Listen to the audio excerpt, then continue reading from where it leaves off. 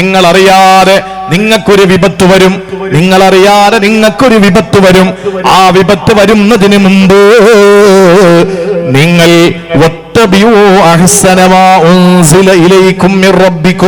അല്ലാഹു നിങ്ങൾക്ക് ഇറക്കി തന്ന ഖുർആനിനെ ഫോളോ ചെയ്യണം. എന്തിനെയാ ഫോളോ ചെയ്യേണ്ടത്? ഇൻസ്റ്റാഗ്രാം അല്ല. എന്തിനെയാ ഫോളോ ചെയ്യേണ്ടത്? പരിശുദ്ധ ഖുർആൻ, ഇത്തിബാഉൽ ഖുർആൻ, ഖുർആനെ വഴിപ്പെട്. ഞാൻ എൻ്റെ പ്രിയപ്പെട്ട സഹോദരിമാരോട് പറയട്ടെ, ഖുർആനിനെ വഴിപ്പെട്ടാൽ നിങ്ങൾക്ക് എന്താണോ ആവശ്യം ഖുർആനകത്തുണ്ട്. എന്താണോ നിങ്ങൾക്ക് ആവശ്യം ഖുർആനകത്തുണ്ട്. ഒരു സ്ഥലത്തും നിങ്ങൾ ഒരു ബുദ്ധിമുട്ട് അനുഭവിക്കൂല. നിങ്ങൾക്ക് വിവാഹം നടക്കുന്നില്ലേ? പ്രിയപ്പെട്ടവരെ, പ്രായം എത്രയായി? എത്ര വയസ്സായി മകന്? 30 വയസ്സായി, ഇതുവരെയും വിവാഹം നടന്നില്ല. എന്റെ മകൾക്ക് 25 വയസ്സായി, ഇതുവരെയും വിവാഹം നടന്നില്ല എന്ന് പറഞ്ഞിട്ട് സുന്ദരനായിരിക്കും, കുടുംബത്തിന് പ്രശ്നമൊന്നും ഉണ്ടാവൂല, പക്ഷെ അങ്ങോട്ട് ശരിയാവുന്നില്ല. അത് ശരിയാവാത്തത് എന്താ? അത് ശരിയാകാൻ നീ ചെയ്യേണ്ടത് എന്താണ്? പ്രിയപ്പെട്ട, നിന്റെ വിശുദ്ധ ഖുർആൻ എടുത്തിട്ട് വിവാഹം ശരിയാകാത്തതിന് എന്താണ് മരുന്നെന്ന് ഖുർആനകത്തുണ്ട്. ഒരു പ്രത്യേക സാഹചര്യത്തിൽ നാട് വിട്ടു പോകേണ്ടി വന്ന കരീമുല്ലാഹി മൂസ അലൈഹിസ്സലാം മദിയൻ ജലാശയത്തിന്റെ സമീപത്തുള്ള മരച്ചുവട്ടിൽ ചെന്നിരുന്നിട്ട് പ്രാർത്ഥിച്ച ഒരു പ്രാർത്ഥനയുണ്ട്. ആ പ്രാർത്ഥന അങ്ങോട്ട് ഓതിയപ്പോ അള്ളാഹു കൊടുത്ത പെണ്ണേതാ? സഫൂറ. ആരെ മോളാ? ശുഐബ് അലൈഹിസ്സലാമിന്റെ മോളാ. ആണുങ്ങളുടെ ഇടയിൽ ചെന്ന് വിരകാത്ത ഒരു പെണ്ണ്. എന്തേ മോളെ നീ ആ വെള്ളം കോരാതിരിക്കുന്നത്? ആണുങ്ങളല്ലേ, അവിടെ ചെന്ന് ഞാൻ എങ്ങനെ വെള്ളം കോരുമെന്ന് മൂസാ നബിയോട് ആ പെൺകുട്ടി ചോദിച്ചു. ആ നിലയിൽ പ്രിയപ്പെട്ട സഹോദരങ്ങളെ, ഒരു നിലയിലും ആണ് പെണ്ണ് കലരാതെ സൂക്ഷ്മതയോടെ വിശുദ്ധിയോടെ ജീവിക്കുന്ന ഒരു പെണ്ണിനെ മൂസാ നബിക്ക് ഭാര്യയായി കിട്ടിയത് എന്തുകൊണ്ടാ? ഒരു ദുആ ഓതി. എഴുതി വെച്ച് പഠിച്ചോളി സഹോദരിമാരെ, എഴുതി വെച്ച് പഠിച്ചോളി. അള്ളാഹു നമുക്ക് അനുയോജ്യരായ ഇണകളെ അള്ളാഹു തരട്ടെ. റബ്ബി ഇന്നി ലിമാ അൻസൽത ഇലയ്യ മിൻ ഖൈരിൻ ഫഖീർ. അതാണ് ദുആ. ഉസ്താദിനോട് ചോദിച്ചാൽ പറഞ്ഞു തരും. റബ്ബി ഇന്നി ലിമാ അൻസൽത ഇലയ്യ മിൻ ഖൈരിൻ ഫഖീർ. കല്യാണം കഴിഞ്ഞു, വർഷങ്ങളായി മക്കളില്ല. എന്തിന് പേടിക്കണം? അത് ഞാൻ എത്ര തവണ ഉസ്താദെ ഏർവാടി പോകുന്ന വഴിയിൽ ഒരു പാറയുണ്ട്, അവിടെ കൊണ്ടുപോയി ഉരുളി കമത്തിയിട്ടെന്ന്. ഇടാ, നിനക്ക് മക്കളുണ്ടാവണമെങ്കിൽ നീ ഇലവുകാലത്ത് അല്ലാതെ നീ തമിഴ്നാട്ടിൽ കൊണ്ടുപോയി ഉരുളി കമത്തി അങ്ങനെ മക്കളുണ്ടാവും? നിനക്ക് മക്കൾ ഉണ്ടാകണമെങ്കിൽ നീ നിന്റെ അലമാരയിൽ സൂക്ഷിച്ചു വെച്ചിരിക്കുന്ന പൊടിയടിക്കാത്ത, നീ വളരെ ഭവ്യതയോടെ ആദരവോടെ മാറ്റിവെച്ചിരിക്കുന്ന, ഒരിക്കലും തൊടാത്ത നിന്റെ പരിശുദ്ധമായ പ്രമാണമാകുന്ന പ്രപഞ്ചത്തിന്റെ കാറ്റലോഗ് വിശുദ്ധ ഖുർആനിനെ എടുക്ക്. അതിനകത്ത് ഒരു കാരണവശാലും മക്കൾ ഉണ്ടാവൂല എന്ന് വൈദ്യശാസ്ത്രം വിധി എഴുതിയ ആഖിറത്തെന്ന അഥവാ മച്ചിയായ മലടിയായ ഒരു ഭാര്യ, ഭർത്താവാകട്ടെ തലമുടി മുഴുവനും നരബാധിക്കുകയും എല്ലുകൾക്ക് ക്ഷയം ബാധിക്കുകയും എനിക്ക് എല്ലുകൾക്ക് ബലക്ഷയം വന്നു എന്ന് എഴുന്നേറ്റ് നിൽക്കാനുള്ള തോക്കത്ത് എനിക്കില്ല, എന്റെ തലമുടി മുഴുവനും നരച്ചുപോയി. ആ രീതിയിൽ നരബാധിച്ച് എല്ലുകൾക്ക് ബലക്ഷയം വന്ന പ്രായാധിക്യത്തിന്റെ പരമോന്നതിയിലെത്തിയ ഭർത്താവ്, മച്ചിയും മലടിയുമായ ഭാര്യ. പക്ഷേ അള്ളാഹുവിനോട് ചോദിച്ചു, റബ്ബിലാ തദർനി ഫർദ വഅന്ത ഖൈറുൽ വാരിസീൻ. അല്ലാഹ്, എന്നെ നീ അനന്തരവനില്ലാത്ത നിലയിൽ എന്നെ നീ ഒറ്റയ്ക്കാക്കി കളയല്ലേ റബ്ബേ. നീയാണ് അനന്തരാവകാശികളെ കൊടുക്കുന്നവൻ, എനിക്ക് നീ ഒരു സന്താനത്തെ തരണേ. റബ്ബി ഹബിലി മിൻ ലദുങ്ക ദുരിയ എന്ന് ദുആ ഇരുന്നപ്പോൾ അല്ലാഹു തആല ആ സെക്കൻഡിൽ പറഞ്ഞ മറുപടി എന്താ? വവഹബ്നാ ലഹു യഹ്യ യാ സക്കരിയ ഇന്നാ നുബശ്ശിറുക ബിഗുലാമിൻ ഇസ്മുഹു യഹ്യ. അല്ലാഹ് പറഞ്ഞതാ 2 അധ്യായങ്ങളിലായി. ഇതാ ഞാൻ നിങ്ങൾക്ക് യഹ്യ എന്നൊരു മകനെ തന്നിരിക്കുന്നു. ലോകാത്ഭുതങ്ങൾ, സപ്താത്ഭുതങ്ങൾ എന്ന് പറയുമ്പോൾ അല്ല, സപ്താത്ഭുതങ്ങളിൽ നിങ്ങൾ എണ്ണുന്നതിനേക്കാൾ എത്രയോ വലിയ അത്ഭുതങ്ങളുടെ കലവറ സൃഷ്ടിച്ച ഒരു ഗർഭമായിരുന്നു. പ്രിയപ്പെട്ട സഹോദരങ്ങളെ, സക്കരിയ നബി അലൈഹിസ്സലാമിന് മോനെ കിട്ടി, യഹ്യാം എന്ന മോനെ കിട്ടിയ ദുആ വിശുദ്ധ ഖുർആനിലില്ലേ? ഇതെല്ലാം കൂടെ കക്ഷത്ത് മടക്കി വെച്ചിട്ട് നമ്മൾ വലിയ മുസ്ലിമാണെന്ന് പറഞ്ഞിട്ട് നടക്കുമ്പോഴും നമുക്ക് മക്കളില്ലാത്തതിന്റെ പരാതി തീരുന്നില്ല, കല്യാണം നടക്കാത്തതിന്റെ പരിഭവം തീരുന്നില്ല. എന്തേ? നിവർത്തി വെക്കി. ചിലർ പറയും ഞങ്ങൾ ഖുർആൻ മുറുകെ പിടിക്കുന്നവരാ. മുറുകെ പിടിക്കേണ്ട, നിവർത്തി വെച്ചിട്ട് വായിച്ചു പഠിച്ചാൽ മതി. ആ ഒരു രീതിയിൽ ഖുർആൻ എടുത്തു വെച്ചിട്ട് പഠിക്കാൻ നമ്മൾ ശ്രമിക്കണം. നിങ്ങൾ ഫോളോ ചെയ്യേണ്ടത് അഹ്സനമാ ഉൻസില ഇലൈക്കും മിർ റബ്ബിക്കും, നിങ്ങൾക്ക് നാഥനിൽ നിന്നിറങ്ങിയ വിശുദ്ധ ഗ്രന്ഥമാണ്. അത് വായിച്ചപ്പോൾ ആരാ മാറാത്തത്? ആരാ മാറാത്തത്? വലീദ് ഇബ്നു മുഗീറ വന്നിട്ട് റസൂലുള്ളാഹിയോട് പറഞ്ഞില്ലേ, അല്ലാഹുവിന്റെ ഹബീബിനോട് പറഞ്ഞതെന്താണ്? വലീദ് ഇബ്നു മുഗീറ ആരാ? ഖുർആനിന്റെ വിരോധിയായിരുന്നല്ലോ. വലീദ് ഇബ്നു മുഗീറ വന്നിട്ട് റസൂലുള്ളാഹിയോട് പറയുകയാണ്, ഇഖ്റ അലയ്യൽ ഖുർആൻ, മുഹമ്മദേ യു റീഡ്, ഒന്ന് ഓതിത്തരുവോ? അള്ളാഹുവിന്റെ ഹബീബ് ഓതിക്കൊടുത്തു. ഏതായത്താണ്? ത്വഹാറസാദി. വെള്ളിയാഴ്ച ഇന്നും രണ്ടാമത്തെ ഖുതുബയുടെ അവസാനം കുറിച്ചുകൊണ്ട് മിമ്പറിൽ നിന്ന് താഴേക്ക് ഇറങ്ങുമ്പോൾ പറയുന്ന ഒരു ആയത്ത്. അതേതാ? ഇന്നല്ലാഹ യഅ്മുറു ബിൽ അദ്ലി വൽ ഇഹ്സാൻ വഇതാഇ ദിൽ ഖുർബാ വയൻഹാ അനിൽ ഫഹ്ശാഇ വൽ മുൻകരി വൽ ബഗി യഅലുക്കും ലഅല്ലക്കും തദക്കറൂൻ എന്ന ആയത്ത് അങ്ങോട്ട് ഓതിക്കൊടുത്തപ്പോൾ വലീദ് ഇബ്നു മുഗീറയുടെ രോമങ്ങൾ എഴുന്നേറ്റ് സൈന്യത്തെ പോലെ നിന്നു. ആ രോമകൂപങ്ങൾ എഴുന്നേറ്റ് നിന്നപ്പോൾ വീണ്ടും വലീദ് ഇബ്നു മുഗീറ പറഞ്ഞു, യു റിപ്പീറ്റ്, ഒന്നുകൂടെ ഓതു, ആയത് എനിക്കൊന്ന് ഓതിട്ടാ. വീണ്ടും ഓതിക്കൊടുത്തു. പോരാ, വീണ്ടും ഓതി അവസാനം എഴുന്നേറ്റ് നിന്ന് വലീദ് ഇബ്നു മുഗീറ പറഞ്ഞു, വല്ലാഹി ഇന്ന ലഹു ലഹലാവാ വല്ലാഹി ഇന്ന അലൈഹി ലതലാവാ.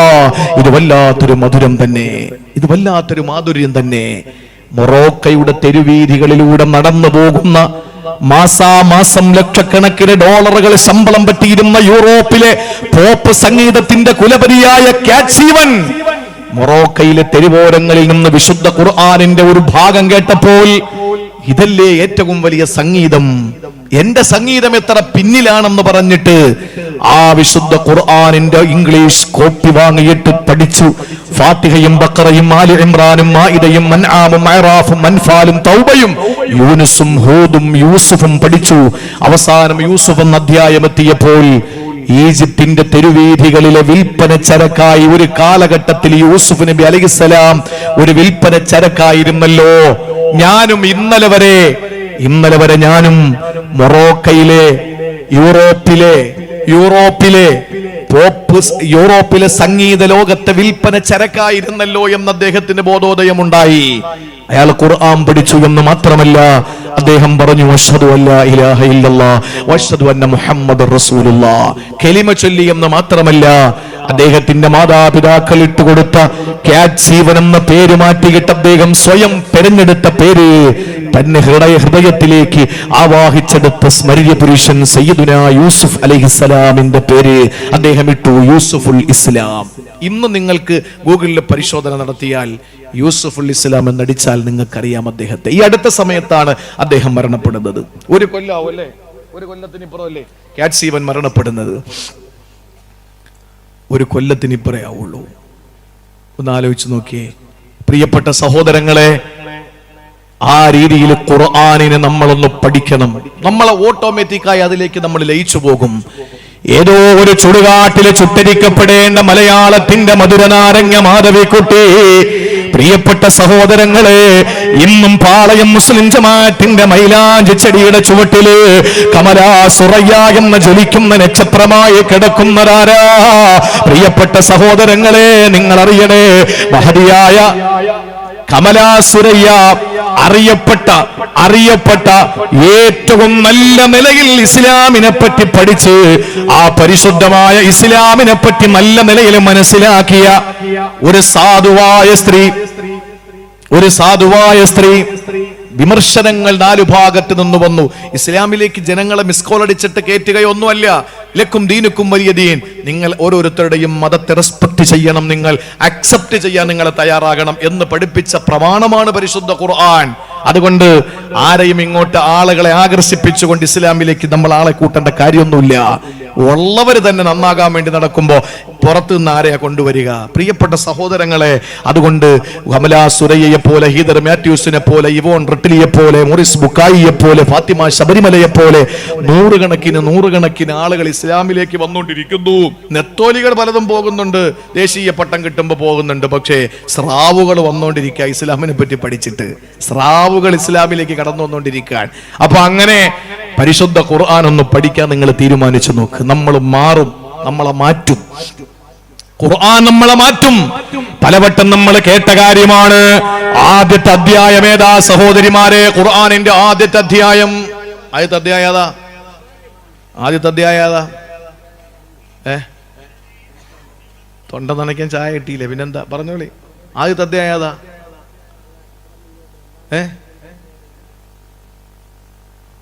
ഇത് ഇബ്നു ഉമർ തങ്ങളെ പോലെ ആയിപ്പോയി. നബി തങ്ങളൊരു ചോദ്യം ചോദിച്ചപ്പോൾ ഇബ്നു ഉമർ തങ്ങൾക്ക് മറുപടി അറിയാം. പുറത്തിറങ്ങിയിട്ട് വാപ്പ ഉമർ തങ്ങളോട് പറഞ്ഞു, വാപ്പ എനിക്കാ മറുപടി അറിയാമായിരുന്നു, നബിയോട് ഞാൻ പറയാത്തതാ. എന്താ മോനെ നീ പറയാത്തത്? വാപ്പ നിങ്ങളും കൂട്ടുകാരൊക്കെ ഇരിക്കുമ്പോൾ ഞാൻ ചാടി കയറി പറയുന്നത് ശരിയല്ലല്ലോ, അതുകൊണ്ട് ഞാൻ മിണ്ടാത്തതാണ് എന്ന് പറഞ്ഞതുപോലെ ചില ആളുകൾ മിണ്ടാതിരിക്കുന്നതാണ്. ആദ്യത്തെ അധ്യായം സൂറത്തുൽ ഫാത്തിഹ. സൂറത്തുൽ ഫാത്തിഹ അത് പ്രാരംഭ അധ്യായമാണ്, അത് ആമുഖ പുസ്തകമാണ്. ഖുർആനകത്തുള്ള എല്ലാം സൂറത്ത് ഫാത്തിഹയിലുണ്ട്, അത് മാറ്റിവെക്ക്, മുഖവുരയാണ്. പിന്നെയുള്ള അധ്യായത്തിന്റെ പേര് അൽ ബഖറ. പശുവാണല്ലോ, പശു മൃഗമാണല്ലോ. അവിടെ നിന്ന് നേരെ കടന്നു വരുന്ന അധ്യായം 114-ാമത്തേത്. അന്നാസ്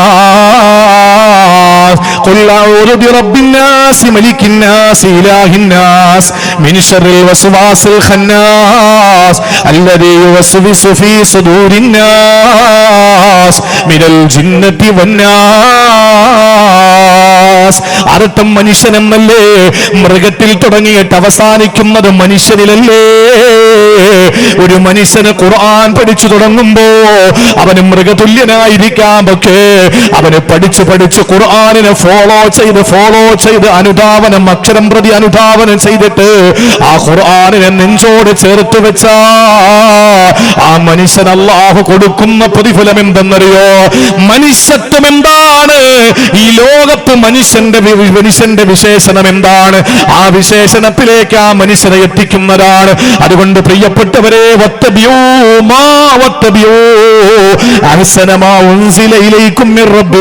നിങ്ങളുടെ നാഥനിൽ നിന്ന് നിങ്ങൾക്ക് കിട്ടിയ പരിശുദ്ധമായ ഖുർആനിനെ നിങ്ങൾ പിൻപറ്റണേ. പരിശുദ്ധ ഖുർആനെ നിങ്ങൾ പിൻപറ്റണേ. ഇത് അല്ലാഹുവിന്റെ ഖുർആനിന്റെ നിലപാടാണ്. അപ്പൊ 3 കാര്യങ്ങളാ നമ്മൾ ഇന്ന് പഠിച്ചത്. ശഅബാനിന്റെ ശേഷിക്കുന്ന രാവിലെ പകലില് നമ്മുടെ ജീവിതത്തിൽ റമളാനെ വരവേൽക്കാൻ വേണ്ടിയിട്ട് നമ്മൾ തീരുമാനമെടുത്തുകൊണ്ട് ഈ 3 കാര്യങ്ങളിൽ നമ്മളൊന്ന് വ്യാപൃതരാകുമോ? അൽ ഇനാബ വൽ ഇസ്ലാം വൽ ഇത്തിബാ. ഒന്ന് കേറിച്ചങ്ങ് മടങ്ങുക, എന്നിട്ട് അല്ലാഹ് പറഞ്ഞതൊക്കെ ചെയ്യുക. ആ ചെയ്യുന്നത് തന്നെ ഖുർആനിനെ ഫോളോ ചെയ്തുകൊണ്ടാവുക. ഈ 3 കാര്യം നമ്മൾ ചെയ്യും. സഹോദരങ്ങളെ,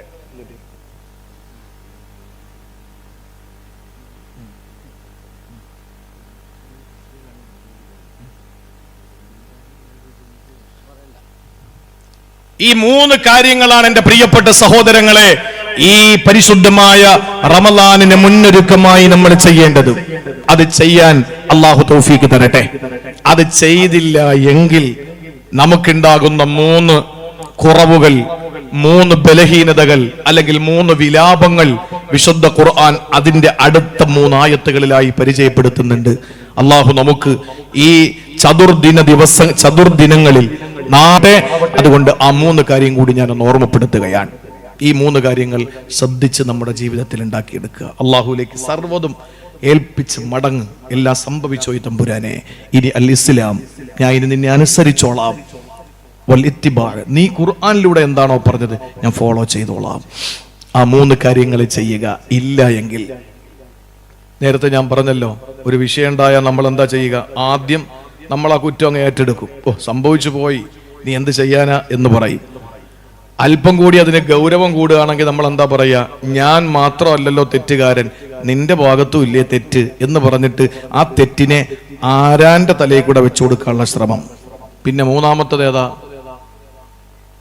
എല്ലാം വിട്ടെറിഞ്ഞ് ഇനി ഒരിക്കലും ഞാൻ ഈ വഴി വരൂല എന്ന് പറയുന്ന ഖേദപ്രകടനം. ഇത് 3 അല്ലാഹു പറഞ്ഞതാ. ഇത് 3 അല്ലാഹു പറഞ്ഞതാ. ഇത് എപ്പോഴാ സംഭവിക്കുന്നതെന്നറിയോ? റമളാൻ അങ്ങ് കഴിഞ്ഞു, പരിശുദ്ധ റമളാന് വിട പറഞ്ഞു. അസ്സലാമു അലൈക യാ ശഹ്റ റമളാൻ, അസ്സലാമു അലൈക യാ ശഹ്റ റമളാൻ, അസ്സലാമു അലൈക യാ ശഹ്റ തറാവീഹ് വൽ മസാബീഹ്. വേദനയോടെ നെഞ്ചിടിപ്പോടെ പരിശുദ്ധ റമളാനിന് അവസാനത്തെ വെള്ളിയാഴ്ച പൊതുവായി യാത്രയപ്പ് നൽകുമ്പോ സഹോദരങ്ങളെ, ഞാനും നിങ്ങളും പറയുന്ന ഒരു വാക്കാണിത്. ഒന്നാമതായിട്ടല്ല പറഞ്ഞതെന്തെന്നറിയോ? അന്തഖൂല നഫ്സുൻ യാ ഹസ്റതാ അലാ മാ ഫറത്തു ഫീ ജംബില്ലാഹ് വഇൻ കുന്തു ലമിന സാഖിരീൻ. അല്ലാഹുവേ, പടച്ചവനെ, നിന്റെ സമീപത്ത് വന്ന് നിന്നിലേക്ക് ഞാൻ അങ്ങ് ലയിച്ചു ചേരാൻ എനിക്ക് കഴിഞ്ഞില്ലല്ലോ അല്ലാ. ദുഃഖം എനിക്ക് സഹിക്കാൻ പറ്റുന്നില്ല റബ്ബേ. ഖേദമാണ് തമ്പുരാനെ, ഖേദമാണ് അല്ലാ എന്ന് പറഞ്ഞിട്ട് ഖേദപ്രകടനമാണ് ആദ്യം നമ്മൾ നടത്തുക. ആദ്യ ഖേദപ്രകടനമാണ് നടത്തുക. സഹോദരങ്ങളെ, നമ്മൾ ഓരോരുത്തരുടെയും സ്വഭാവം അങ്ങനെ തന്നെയാണ്.